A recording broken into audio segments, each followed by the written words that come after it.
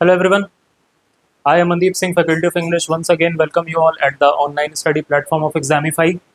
हम लोग SSC CGL previous year का शिफ्ट वाइज क्वेश्चन प्रैक्टिस कर रहे हैं प्रीवियस ईयर का, जिसमें हम लोग पहुंच चुके हैं 10 सितंबर 2024 से आपसे सेकंड शिफ्ट में जो क्वेश्चन पूछे गए।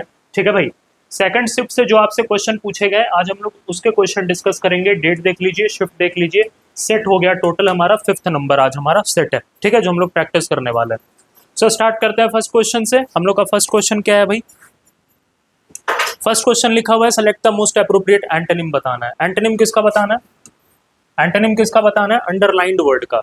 मतलब ये जो अंडरलाइंड वर्ड है इसका एंटोनिम आपको बता देना है। ठीक है, लिखा हुआ है there sporting achievements at the highest level are being utterly ignored. So utterly का मतलब क्या होता है? Utterly word is related to totally.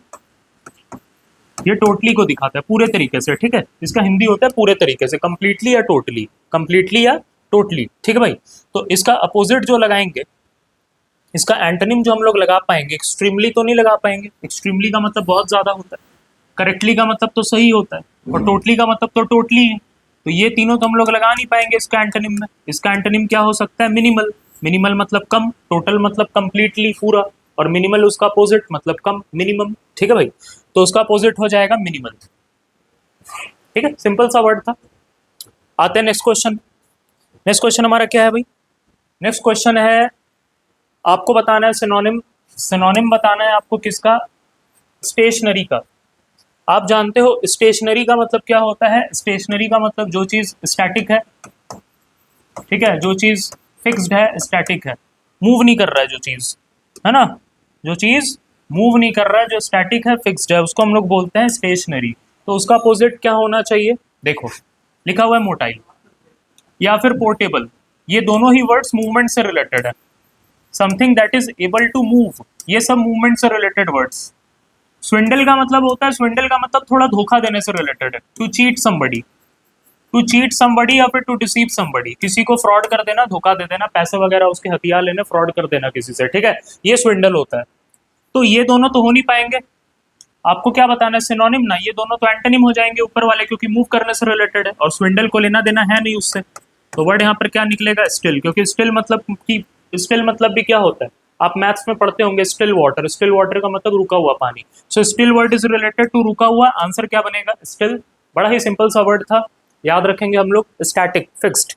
Static GK पढ़ते हैं ना आप लोग। स्टैटिक में क्या होता है? जो फैक्ट्स होते हैं वो फिक्स्ड होते हैं, दैट्स वाई उसको स्टैटिक जीके बोलते हैं। ठीक, चलते हैं नेक्स्ट क्वेश्चन की ओर। हमारा नेक्स्ट क्वेश्चन क्या है भाई?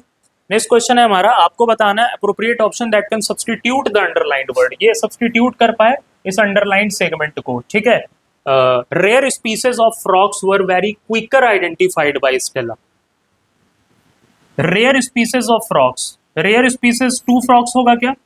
स्पीसीज फ्रॉक्स के स्पीसीज है ना, तो टू वाला ऑप्शन तो होगा नहीं। स्पीसीज इन नहीं होता है, किसी के स्पीसीज का बात किया गया, तो ऑफ फ्रॉक्स आपका ठीक लिखा हुआ है। फ्रॉक्स प्लूरल है तो वर भी ठीक लिखा हुआ है। चलो वेरी भी ठीक लिखा हुआ है। अब वेरी क्विकली या वेरी क्विकलियर? वेरी क्विकली या वेरी क्विकलियर? देखो सबसे पहला बात तो ये कि rare species of frogs were very quicker identified. Identified verb है, और वर्ब को डिफाइन करने के लिए कैसे आइडेंटिफाई किए? जल्दी किए। तो वहां पर आपको क्या चाहिए? वर्ड चाहिए। आपको पता है हमारे पास दो वर्ड होते हैं, एक होता है क्विक और एक होता है क्विकली। आपको पता होना चाहिए क्विक कायदे से एडजेक्टिव होता है, और एलवाई लगा हुआ। क्विकली आपका क्या होता है? एडवर्ब होता है। एडजेक्टिव का काम होता है नाउन का विशेषता बताना। एडजेक्टिव का काम होता है नाउन का विशेषता बताना, ये नाउन या प्रोनाउन का विशेषता बताते हैं। और एडवर्ब का काम होता है किसी वर्ब का विशेषता बताना। आपको पता ही होगा, इसको क्रिया विशेषण कहते हैं और एडजेक्टिव को विशेषण कहते हैं। आपको पता है यहाँ पर आपको आइडेंटिफाई कैसे किया गया? जल्दी आइडेंटिफाई किया गया, मतलब यहाँ पर आपको एडवर्ब लगाना होगा। तो यहाँ पर एलवाई वाला वर्ड होना चाहिए, पहला बात तो ये। तो यहाँ पर लिखा हुआ है आपका दो वर्ड्स, एक लिखा हुआ है क्विकली, एक लिखा हुआ है क्विकलियर। ठीक है, ये गलत क्यों है आपका? ये समझ में आया? सर आप यहाँ पर ऑफ वाला ऑप्शन ले रहे हो और यहाँ पर ऑफ वाले ऑप्शन को सही कर रहे, तो यहाँ तो ऑफ लिखा हुआ था, तो गलती कहाँ पर था? गलती था इस पार्ट में। यहाँ क्विकर नहीं होगा, क्योंकि क्विकर कहाँ से आया है? क्विक से आया। क्विक का एडजेक्टिव का जो कंपैरेटिव डिग्री होगा वो क्विकर होगा, और सुपरलेटिव डिग्री क्विकेस्ट होगा। तो यहाँ पर एडजेक्टिव नहीं चाहिए, हम लोग को एडवर्ब चाहिए। ठीक है, दैट्स वाई इसके कारण ये बात गलत। अब यहाँ पर चाहिए क्विकली से रिलेटेड वर्ड। अब या तो 2 नंबर ऑप्शन होगा या तो 4 होगा। अब क्विकली लगाओगे कि क्विकलियर लगाओगे? कंपैरिजन तो कर नहीं रहे किसी से, कंपैरिजन करते तो क्विकलियर लगाते, उसका कंपैरेटिव बनाते, क्विकलियर्स लगाते उसका सुपरलेटिव बनाते, कंपेयर तो कर नहीं रहे, कंपेयर नहीं कर रहे तो आपका 2 नंबर वाला ऑप्शन बिल्कुल ठीक है, 4 लगाने से कोई मतलब नहीं है। लगाइए, of frogs were very quickly identified by Stella. ठीक है, सिंपल सा क्वेश्चन था, कोई ज्यादा टफ था नहीं।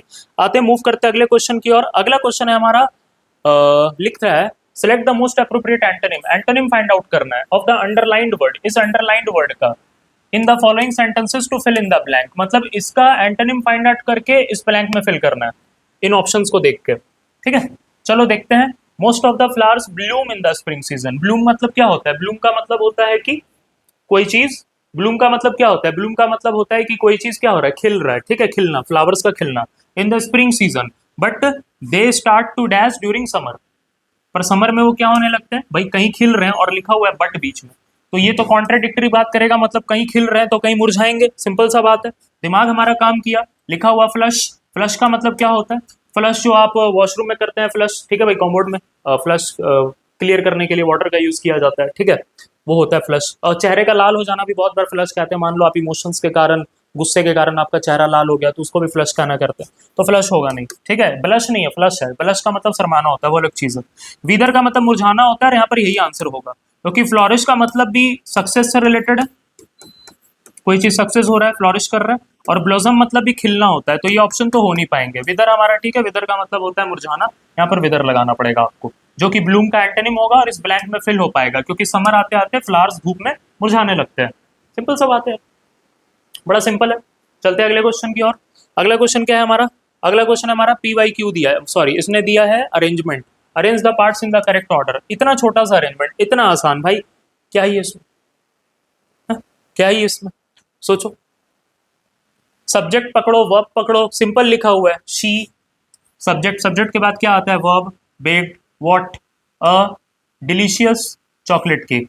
ये क्वेश्चन तो ऐसे ही देख के बन रहा है ना, शी बेक्ड, तो शी से शुरू होना चाहिए, सब्जेक्ट से शुरू होना चाहिए। आर वाला हमारा पहला वाला सेंटेंस क्या है? बिल्कुल सही है, आर पी, शी बेक्ड, फिर लिखा हुआ है a what, delicious chocolate cake, एक डिलीशियस चॉकलेट केक उसने बनाया। बड़ा ही सिंपल सा क्वेश्चन था। नेक्स्ट क्वेश्चन की ओर मूव करते हैं। लिखा हुआ select the most appropriate meaning of the phrase your so called friend has cooked your goose. Cooked your goose एक एंटोनिम, सॉरी एक ईडियम होता है, एक ईडियम होता है। इस ईडियम का मतलब ये होता है कि किसी के प्लान वगैरह को खराब कर देना, स्पॉइल कर देना। तो ऑप्शन देखते हैं, to complete a lot of work, ये होगा नहीं। When something develops completely and reaches maturity, ये होगा नहीं। To spend a lot of time and energy, होगा नहीं। टू इंटरफेयर विथ, डिसरप्ट और र्यून समथिंग फॉर समवन, किसी के लिए कुछ खराब कर देना, ये ऑप्शन बिल्कुल सही होगा। इस ईडियम का आप मीनिंग ध्यान रखेंगे, वेरी इंपॉर्टेंट ईडियम है आपका, किसी का कोई प्लान वगैरह, कोई चीज वगैरह स्पॉइल कर देना, डैमेज कर देना, ठीक है। So option number 4 will be the correct one. Move to the next question. The next question is an of an imaginary place. अच्छा, बताना क्या है? One word substitution, of an imaginary place और स्टेट, ठीक है, of utter perfection and happiness. एक ऐसा जगह जहां पर हर चीज फेयर है, लोग खुश हैं, एक ऐसा प्लेस जहां पर किसी तरीके का कोई दुख नहीं है, ठीक है भाई, हर किसी के पास जॉब है, हर कोई खुश है।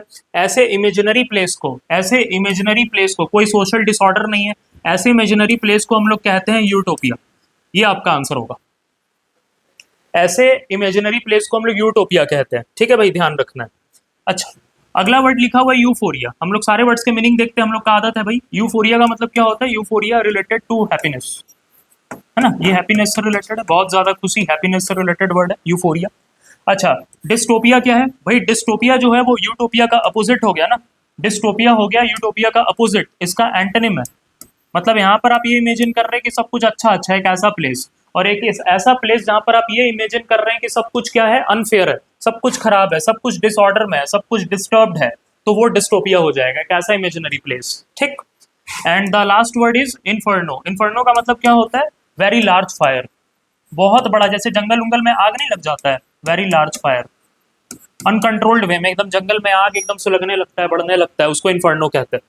ठीक है, तो सारे वर्ड्स हमने डिस्कस कर लिए, बट हमारा आंसर क्या होगा? यूटोपिया होगा, ठीक रहा। नेक्स्ट क्वेश्चन की ओर मूव करते हैं। नेक्स्ट क्वेश्चन हमारा क्या है? रिसिबल। रिसिबल का आपको एंटोनिम बता देना है। अच्छा, रिसिबल का मतलब क्या होता है? रिसिबल मतलब एक ऐसा चीज जो हंसा दे लोगों को, है ना, समथिंग प्रोवोकिंग लाफ्टर, जो हंसा दे लोगों को, कोई ऐसा बात, कोई ऐसा जोक, कोई ऐसा हरकत आपका जो लोगों को हंसा दे, that is called risible. So risible means हंसाने वाला चीज, प्रोवोकिंग लाफ्टर, ठीक है ना, प्रोवोकिंग लिखा हुआ है क्या ING, ठीक है। अब यहाँ पर लिखा हुआ है सीरियस, आपको क्या लगाना है, एंटोनिम। तो एंटोनिम में क्या लग सकता है, सोचो। Curious, ड्रोल, giddy. ड्रोल भी तुम्हारा लाफ्टर से ही रिलेटेड है, कोई हंसाने की चीज से रिलेटेड है, ठीक है भाई। ड्रोल भी तुम्हारा लाफ्टर से रिलेटेड है, किसी हंसाने वाली चीज से रिलेटेड, इस बात को ध्यान रखना है। ड्रोल भी तुम्हारा हंसाने से रिलेटेड है, एक सेकंड, हाँ, ड्रोल भी तुम्हारा हंसाने से रिलेटेड है, तो ये कहीं ना कहीं इसका सिनोनिम हो जाएगा, तो ये आंसर लगा नहीं पाएंगे, ये भी लाफ्टर से रिलेटेड है। और गिडी थोड़ा सिली टाइप होता है, मतलब कोई बेवकूफ़ी भरा, सिली भरा, कोई ऐसा चीज़, कोई ऐसा हरकत, कोई बेवकूफ़ी भरा हरकत, उसको गिडी कहते हैं, तो ये दोनों हो नहीं पाएगा। क्यूरियस मतलब जो ईगर होता है किसी चीज़ को जानने के लिए, जो किसी चीज़ को जानने के लिए ईगर है, ठीक है, वो क्यूरियस होता है, उत्सुक, ये हो नहीं पाएगा। आप खुशी का अपोजिट, लाफ्टर का अपोजिट सीरियस ही लगा सकते हैं, ठीक है। आप लाफ्टर का अपोजिट एंटोनिम सीरियस ही लगा सकते हैं, और कुछ लगा नहीं सकते, इस बात को आप ध्यान रखेंगे, ठीक है, ध्यान रखना इस बात को। तो सारे वर्ड्स हम लोगों ने डिस्कस कर लिए, सीरियस, क्यूरियस मतलब ईगर, ड्रोल मतलब लाफ्टर या फिर ह्यूमरस टाइप, हंसाने जैसा कुछ, और गिडी मतलब सिली, ठीक है। आते हैं नेक्स्ट क्वेश्चन की ओर मूव करते हैं। नेक्स्ट क्वेश्चन हमारा क्या है भाई, select the most appropriate option, underlined word को सब्स्टिट्यूट कर पाए, अंडरलाइंड को सब्स्टिट्यूट कर पाए। He was an irresponsible person to the matter of taking up responsibilities, ये अंडरलाइंड पार्ट है, ये अंडरलाइंड पार्ट है, ठीक है दोस्तों, ये अंडरलाइंड पार्ट है, ध्यान रखना है, ठीक है। अंडरलाइन पार्ट रह गया, he was an irresponsible person to the matter of taking up responsibilities, that is the underline part. ये है अंडरलाइन यहाँ तक, टेकअप तक, ठीक है, 2 से लेकर टेकअप तक अंडरलाइंड है। अब आप इंप्रूव करके दिखाओ मेरे को, क्या हो जाएगा improvement. He was an irresponsible person to the matter of taking up responsibilities, बड़ा इजी क्वेश्चन है।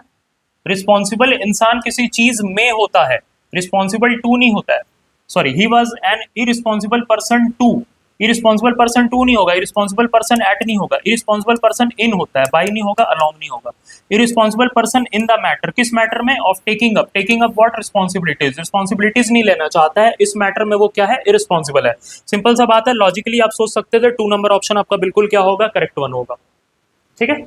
आते हैं नेक्स्ट क्वेश्चन की ओर मूव करते हैं। हमारा नेक्स्ट क्वेश्चन क्या है भाई, लगता है यहाँ पर स्पेलिंग आ गया है, Subir's long absence is likely to have dash for employees at the office. अच्छा, स्पेलिंग आपको बताना है, सही स्पेलिंग क्या होगा, रिपरकशन लिखा हुआ है, और रिपरकशन का सही स्पेलिंग क्या हो जाता है, रिपरकशंस मतलब क्या होते हैं, परिणाम, रिजल्ट, रिपरकशन मतलब होता है रिजल्ट या फिर परिणाम, और रिपरकशन का स्पेलिंग जो होता है आपका REPERCUSSIONS, ये वाला स्पेलिंग आपका बिल्कुल सही है, REPERCUSSION, ये वाला स्पेलिंग आपका बिल्कुल सही होगा, ठीक है, इस बात को ध्यान रखिए।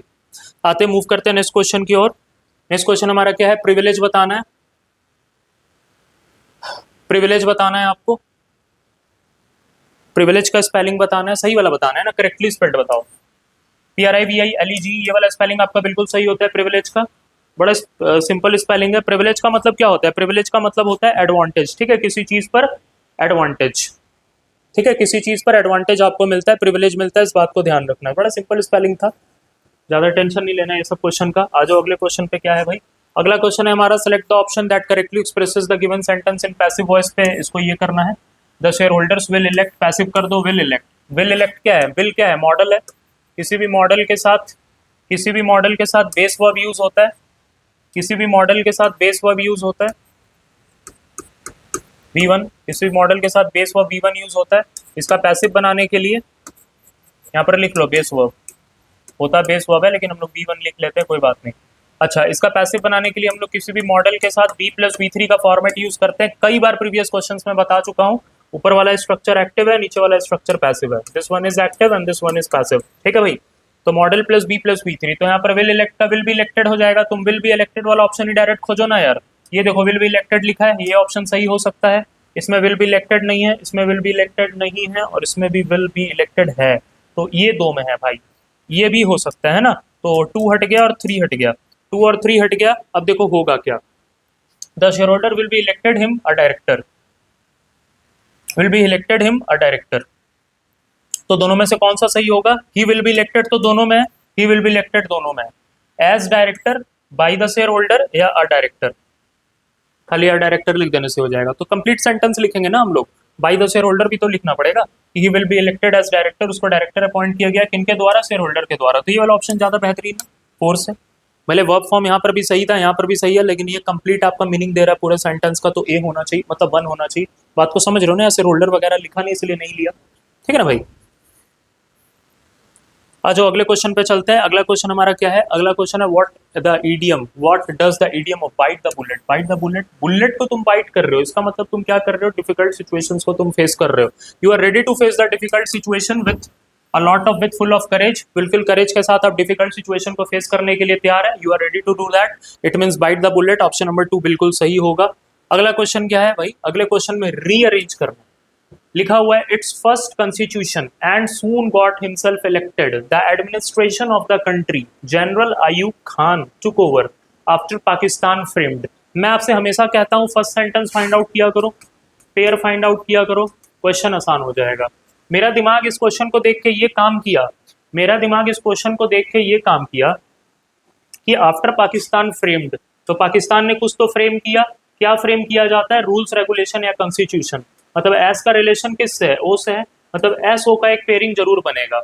अच्छा, इसने टुक ओवर किया, क्या टुक ओवर किया? अयूब खान ने कुछ तो टुक ओवर किया होगा। टुक ओवर इसने क्या ही किया होगा? टुक ओवर क्या किया होगा? एडमिनिस्ट्रेशन को टुक ओवर करेगा। इसका मतलब आर का रिलेशन किससे है?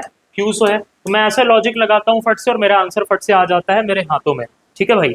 अच्छा, एंड से तो सेंटेंस शुरू हो गई नहीं, ये ऑप्शन होगा ही नहीं, सिंपल सा बात है, ठीक है। अच्छा, डायरेक्ट इट से शुरू कर नहीं सकते, चलो उसने ओ वाला ऑप्शन दिया ही नहीं, या फिर आर दिया है उसने, general Ayub Khan took over, ये वाला ऑप्शन दिया है उसने, और एक एस वाला दिया है। अब हम लोग फट से चेक कर लेते हैं हम इस पेयर की मदद से। एसओ आर क्यू तुमको कहाँ दिख रहा है? ये देखो एसओ आर क्यू तुमको यहाँ दिख रहा है, यहाँ पर तुमको एसओ और आर क्यू नहीं दिख रहा है एक साथ, यहाँ पर तुमको एसओ तो पूरा ही अलग हो गया और आर क्यू एक साथ नहीं दिख रहा है, ये भी गलत हो गया। आंसर क्या सही निकलेगा? वन वाला। तुम आराम से पढ़ लो, बिल्कुल सही निकलेगा। हम पेयर से एलिमिनेट करके ऐसे ही करके पीवाई, ये हम लोग अपना रीअरेंजमेंट बनाते हैं। पढ़ के देख लो, देखो क्या निकलेगा answer. After Pakistan frame it's first constitution, general Ayub Khan took over the administration of the country and soon got himself elected, और खुद को जिता लिया। बिल्कुल सही बन गया, सिंपल सा बात। अगला क्वेश्चन, पग्नीशियस। पग्नीशियस का मतलब क्या होता है? सिनोनिम बताना है भाई, सिनोनिम। पग्नीशियस का मतलब ईगर टू फाइट, जो हमेशा लड़ने के लिए तैयार है, जो हमेशा लड़ने के लिए तैयार है, ईगर टू फाइट। तो ये वर्ड बड़ा ही इंपॉर्टेंट है भाई, और इसका जो सिनोनिम बनेगा ना वो बेलिग्रेंट बनेगा। क्यों? क्योंकि बेल वर्ड जो है ना ये फाइट करने से रिलेटेड है, बेलिग्रेंट। तो bell word is always related to fight, ठीक है भाई। अच्छा, बाकी वर्ड्स देख लेते हैं। एलाई कौन होता है आपका? एलाई आपका एसोसिएट होता है, जो किसी काम में आपका साथ दिया, या आपका सहपाठी जो है, साथी जो है किसी भी काम में, उसको एसोसिएट बोलते हैं, अपना एलाई बोलते हैं, साथी। स्लाई का मतलब क्या होता है? सीक्रेट वे में कुछ काम करना, to do something secretly dishonestly, है ना। सीक्रेटली कोई चीज करना, डिसऑनेस्टली करना, तो थोड़ा ये थोड़ा नेगेटिव वर्ड हो जाता है, सीक्रेटली एंड डिसऑनेस्टली किसी चीज को करना, है ना। और डॉगमेटिक क्या होता है? डॉगमेटिक तुम जानते हो, हठ धर्मी जिसको कहा जाता है। हठ धर्म मतलब जिसको अपने ही बिलीफ सही लगते हैं। डॉगमेटिक रूलर होते हैं नहीं, जो अपने बिलीफ को सही मानते हैं, उसको ना फॉलो करे तो उसको मार देते हैं, डॉगमेटिक होता है, ठीक है। बिलीव इन, बिलीव इन, हठ धर्मी इनको हिंदी में कहा जाता है, ठीक है। He believes that only his believes, इसको मैं ऐसे लिख देता हूं, आसान रहेगा।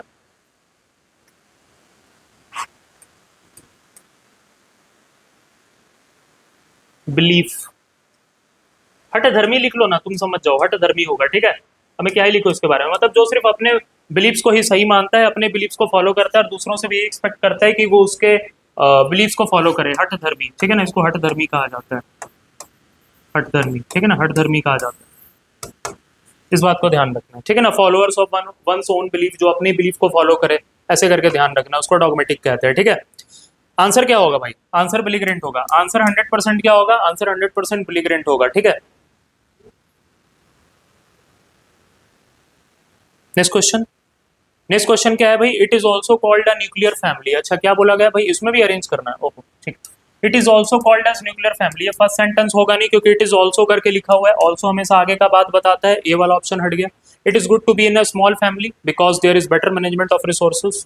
अ small family is one with parents and maximum of 2 children. Small family का डेफिनेशन ये शुरुआत की तरह लग रहा है क्योंकि ये इंट्रोड्यूस करने जैसा लग रहा है। The advantage of small family, अच्छा स्मॉल फैमिली क्या होता है तभी उसका एडवांटेज बताएंगे, सिंपल सी बात है, और तभी आगे जाके बताएंगे कि क्या उसका फायदा नुकसान है। तो शुरुआत कहाँ से होगा, सी से होगा भाई, या तो सी से शुरू करो, मतलब 1 ऑप्शन लगाओ या 3 लगाओ। अब तुम चेक कर लो, सी के बाद ए की सी के बाद बी।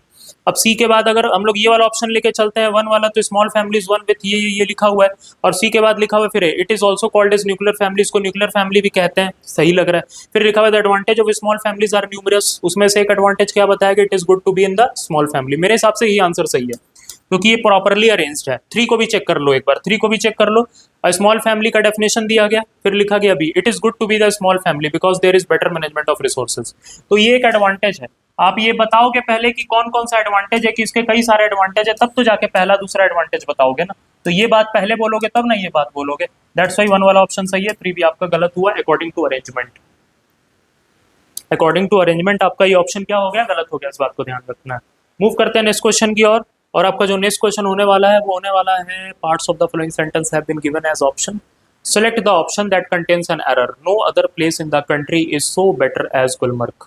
भाई कभी भी ध्यान रखना, हम लोग कभी भी जब कंपैरिजन करते हैं एज की स्ट्रक्चर की मदद से या फिर सो एज वाले स्ट्रक्चर की मदद से, तो इसके बीच में जो एडजेक्टिव यूज होता है ना, ऑलवेज कौन सी डिग्री का यूज होता है, वो ऑलवेज पॉजिटिव डिग्री का यूज होता है। ऑलवेज आपको यहाँ पॉजिटिव डिग्री का एडजेक्टिव यूज करना होता है। सो बेटर है कंपैरेटिव डिग्री, इसका पॉजिटिव डिग्री होता है गुड, आपको इस बात को ध्यान रखना है। सो गुड एज गुलमर्ग, तो इस पार्ट में आपका एरर है, यहाँ पर बेटर नहीं होगा गुड होगा। सिंपल सा एरर था, इंपॉर्टेंट है, ध्यान रखना है। क्वेश्चन पूछा जाता है यहाँ से, the letter will be delivered by the postman tomorrow. Question में पूछा क्या, एक्टिव वॉइस कन्वर्ट करना है, विल बी डिलीवर्ड लिखा हुआ है मतलब ये पैसिव लिखा हुआ है, अभी अभी इसका एक्टिव बताए थे। किसी भी मॉडल के साथ उसका बेस फॉर्म या V1 फॉर्म क्या होता है, एक्टिव, और इसका पैसिव क्या बनता है किसी भी मॉडल के साथ, B प्लस V3 ये बनता है उसका पैसिव। ठीक है भाई, तो यहाँ पर विल बी डिलीवर्ड को अगर एक्टिव में चेंज करोगे तो मॉडल प्लस बेस फॉर्म मतलब विल डिलीवर में चेंज हो जाएगा। तो विल डिलीवर वाला ऑप्शन खोजो, ये होगा नहीं। Will deliver, will have delivered लिख दिया, होगा नहीं। विल डिलीवर ये हो सकता है, विल बी डिलीवरिंग नहीं होगा। आंसर क्या होगा, 3 नंबर ऑप्शन। बस मैंने डायरेक्ट वर्ब से पकड़ के निकाल लिया, ज्यादा टाइम वेस्ट नहीं किया जाता है सब चीजें। अगर आप ये सब चीज में टाइम वेस्ट कर रहे सो आप गलत पाथ पे जा रहे हैं, आपको करेक्ट करना चाहिए सब चीज अपना। Question 19, the following sentence have been split into 4 segments में इसको स्प्लिट किया गया। ठीक है भाई, identify the segment that contains the grammatical error, our family is planning a trip to Europe next summer where we should visit several famous landmarks and enjoy local cuisines. Our family is planning, हमारा family plan कर रहा है, कोई दिक्कत नहीं है। क्या plan कर रहा है, trip to Europe next summer, next summer trip जाना है यूरोप का, ये भी ठीक है। वेयर वी शुड विजिट, भाई वी शुड विजिट क्यों होगा, शुड तो ऑब्लिगेशन बताते हैं कि हमें ये करना चाहिए नहीं करना चाहिए। हम लोग ये बता रहे हैं कि इन फ्यूचर हम लोग क्या करेंगे, यूरोप जाएंगे और वहां पर घूमेंगे। यहाँ पर शुड मॉडल का यूज नहीं होना चाहिए। यहाँ पर जो सही मीनिंग आपका मॉडल देगा विल या शैल देगा ना, विल या शैल देगा, जो फ्यूचर को दिखाएंगे। यहाँ पर तो फ्यूचर एक्शन को दिखाना है, कोई ऑब्लिगेशन थोड़ी दिखाना है कि हमें वहां विजिट करना चाहिए, जाके विजिट करेंगे भाई। ठीक है, सिंपल सा बात है। तो ये वाला पार्ट आपका गलत है, आप 1 नंबर ऑप्शन टिक करेंगे, आप 1 नंबर ऑप्शन टिक करेंगे बिल्कुल। ठीक है, सिंपल सा क्वेश्चन था यार। नेक्स्ट क्वेश्चन की ओर मूव करते हैं। नेक्स्ट क्वेश्चन क्या है भाई, एंटोनिम बताना है। चलो पढ़ते हैं क्या लिखा हुआ है, अंडरलाइन वर्ड गिवन ब्लैंक। अच्छा यहाँ से क्वेश्चन है, सॉरी क्वेश्चन थोड़ा सेपरेट नहीं हो पाया। और यहाँ पर जो अंडरलाइन वर्ड है ना आपका, यहाँ पर मैं अंडरलाइन वर्ड आपको बता दूं, यहाँ पर जो आपका अंडरलाइन वर्ड है वो है barren. Underline word is what, underline word is barren. ठीक है, बैरन आपका अंडरलाइन वर्ड है। अब आपको इस क्वेश्चन में बताना है, क्या पता है क्वेश्चन में क्या बताना है, most of the land near the town is barren but the efforts of the farmers have turned it dash. Antonym बताना है, इस वर्ड का एंटोनिम बताना है जो कि इस ब्लैंक में फिल हो जाए। बैरन का मतलब आप जानते हो बंजर भूमि होता है, जहां पर उपज नहीं हो पाता है। इनफर्टाइल, हमारे किसी प्रीवियस एनालिसिस में ये वर्ड आया था, मैंने इससे रिलेटेड आपको कई सारे वर्ड्स बताए थे। बैरन होता है, अरीड होता है, स्टेराइल होता है, इनफर्टाइल होता है ना, इनफर्टाइल होता है। इन सब का मतलब क्या होता है, बंजर, जिसमें उपज ना हो। तो ये सब तो इसके सिनोनिम, और हमको तो एंटोनिम चाहिए, तो सिनोनिम आंसर बनेगा नहीं। अनफ्रूटफुल भी वही हो जाएगा ना, फ्रूटफुल मतलब जो फायदेमंद हो, अनफ्रूटफुल इसका सिनोनिम हो जाएगा किसका, बंजर का, जहां पर उपज ना हो, ये भी नहीं होगा। अच्छा, इनफर्टाइल भी नहीं होगा, तो बंजर का अपोजिट क्या बनेगा, फर्टाइल, प्रोडक्टिव, प्रोडक्टिव, फ्रूटफुल, है ना, फ्रूटफुल, ये सब बन जाएंगे इसके सिनोनिम, सॉरी बैरन के अपोजिट एंटोनिम। तो फर्टाइल लग जाएगा यहाँ पर आपका, फार्मर ने उसे मेहनत कर करके फर्टाइल बना दिया, प्रोडक्टिव बना दिया, फ्रूटफुल बना दिया। ठीक है भाई, ये सब हो गए बंजर, ये सब हो गए उपज करने वाले। ठीक है, चलते हैं नेक्स्ट क्वेश्चन की ओर मूव करते हैं। नेक्स्ट क्वेश्चन हमारा क्या है, 20 क्वेश्चन हो गया। अब हमको लगता है क्लोज टेस्ट आएगा भाई, पक्का बात है, क्लोज टेस्ट आ चुका है। ये आपका डायरेक्शन था, और आगे क्या लिखा हुआ है पढ़ते हैं, और एक एक करके क्लोज टेस्ट को हम लोग फिल करने का कोशिश करते हैं। चलिए, लिखा हुआ है American have arguing about pandemic. ठीक है भाई, dash for 2 years and the debate is particularly fraught among parents. Fraught मतलब किसी चीज से भरा हुआ होना, है ना, किसी चीज से भरा हुआ होना, फिल्ड विथ मतलब भरा हुआ है, फुल ऑफ या फिल्ड विथ, है ना, किसी चीज से भरा हुआ है। Fraught among parents of small children मतलब वो डिबेट जो भरा हुआ है वो स्मॉल चिल्ड्रन के पेरेंट्स से भरा हुआ है, फॉर गुड रीजंस, अच्छे रीजंस के लिए।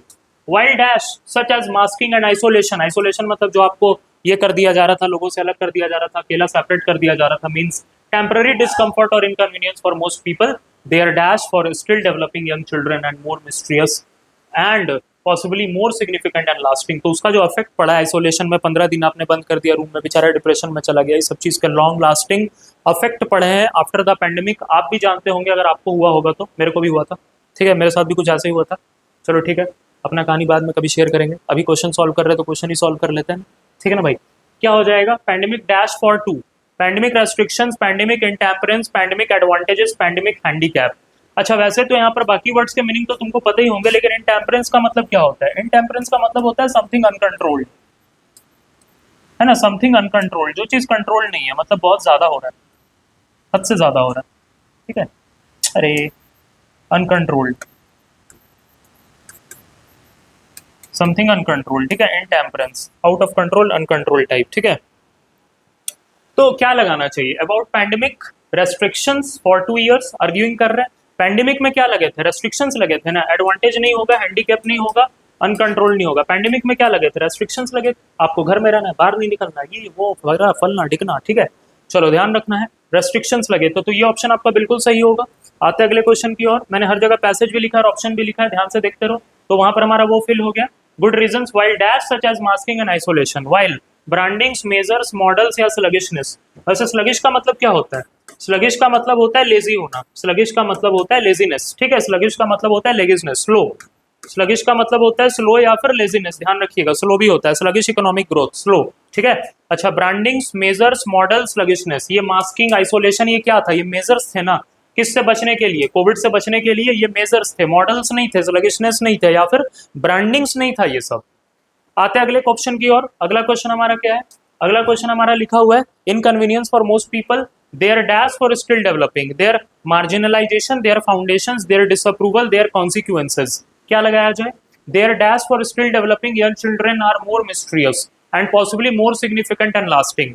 कहने का क्या मतलब है, उसके अफेक्ट पड़े हैं लोगों पर, वो स्टिल डेवलप हो रहे हैं, उसके अफेक्ट पड़े हैं। तो मार्जिनलाइजेशन, मार्जिन नहीं, मार्जिनलाइज नहीं करना है, फाउंडेशन नहीं, डिसअप्रूवल नहीं, क्या कॉन्सिक्वेंसेज, अफेक्ट्स, परिणाम, रिजल्ट, है ना, इफेक्ट्स, उसके इफेक्ट्स पड़े हैं, परिणाम पड़े हैं, बहुत सारे इफेक्ट्स पड़े हैं। ठीक है भाई, तो यहाँ पर कौन सा वर्ड लगेगा, consequences for still developing your children, more mysterious, possibly more significant lasting. Children with speech और language disorders offer perhaps the dash example of this murky trade-offs. Pandemic restrictions vary by state, country and school district, but I spoke with parents in California, New York, तो ये सब जगह के लोगों से उससे बात किया गया। पहले हम लोग 4 वाले वर्ड को फिल कर लेते हैं, पहले हम लोग 4 वाले वर्ड को फिल कर लेते हैं, फिर आगे रीड करते हैं। तो सॉरी, पीछे चला गया मैं, आगे आ जाओ। ठीक है भाई, तो हमने वहां पर क्लियरेस्ट लिखा है, वेग लिखा है, इंडिस्टिंक्ट लिखा है, नेब्यूलस लिखा है। अच्छा, वर्ड के मीनिंग पता है ना, क्लियरेस्ट का मतलब क्लियर, वेग का मतलब अस्पष्ट, अनक्लियर, नेब्यूलस का मतलब भी होता है वेग, नॉट क्लियर, और इनडिस्टिंक्ट का मतलब होता है क्या, जो डिस्टिंक्ट नहीं है, इनडिस्टिंक्ट, जो अलग नहीं है। क्या लगाना चाहिए, स्पीच और children with speech and language disorders offer perhaps the dash example of this murky trade offs, this murky trade offs. Murky का मतलब पता है, अनप्लीजेंट के केस में होता है, मतलब कोई चीज बुरा या अनप्लीजेंट लगे आपको, उसका मतलब मर्की होता है ना, डार्कनेस से related, trade offs. Clearest example, children with speech or language disorder offer perhaps the clearest example of this murky trade-offs. Pandemic restrictions very vague example दे रहे हैं, indistinct example दे रहे हैं, nebulous example दे रहे हैं। तो ये अपने आप में क्लियर कट एग्जाम्पल दे रहा है ना भाई, ये एग्जाम्पल क्लियर है, वेग क्यों होगा, अनक्लियर क्यों होगा, इनडिस्टिंक्ट क्यों होगा, ये एग्जाम्पल क्लियर है, ठीक है भाई। The clearest example, the clearest example, ठीक है भाई, द क्लियरेस्ट एग्जाम्पल, ध्यान रखना इस बात को। आगे क्या लिखा हुआ है, न्यू जर्सी, एक मिनट बैटरी लो हो रहा है, इसको जल्दी से खत्म करते हैं। But I spoke with parents in California, New York, ये सब जो लिखा हुआ है, जो जो प्लेस का नाम लिखा हुआ है, ठीक है भाई, ये पढ़ लेना। And Maryland, who said these children's speech therapy has been dash, has been dash, क्या लगना चाहिए, has been disrupted, regulated, measured या फिर normalized, dash, first by the loss of in person therapy and then by masking, मतलब ये लोगों को नुकसान हुआ है, ठीक है भाई, कहीं ना कहीं लोगों को इससे नुकसान हुआ है कि इन पर्सन थेरेपी नहीं मिला, मास्किंग कर दिया गया, मुंह वगैरह बंद कर दिया गया, इससे लोगों को नुकसान हुआ, ठीक है, लॉस हुआ। तो क्या कौन सा वर्ड लगाओगे, नेगेटिव वर्ड लगाओगे, नॉर्मलाइज नहीं लगेगा, मेजर्ड नहीं लगेगा, रेगुलेटेड नहीं लगेगा, क्या लगेगा, डिसरप्टेड, डिस्टर्बेंस पैदा हुआ ये सब चीज में, तो डिसरप्टेड हो जाएगा आपका, ठीक है भाई, disrupted, first by the loss of in person therapy, person का आना जाना बंद हो गया, फिर मास्क लगा दिया गया, तो ये सब चीज के कारण नुकसान हुआ, ठीक है भाई, डिसरप्टेड, डिसरप्टेड का मतलब होता है डिस्टर्बेंस पैदा करना। तो ये था हमारा आज का क्लोज टेस्ट भाई, इसको ध्यान रखना है, और कोई क्वेश्चन तो नहीं बचा। तो ये था आज का हमारा एनालिसिस, नेक्स्ट क्लास फिर आपके सामने नए एनालिसिस के साथ हाजिर होंगे। जरूर से वीडियो को शेयर करना है, चैनल को सब्सक्राइब करना है और लाइक करना है वीडियो को, ठीक है। आज के लिए इतना ही, thank you, have a good day.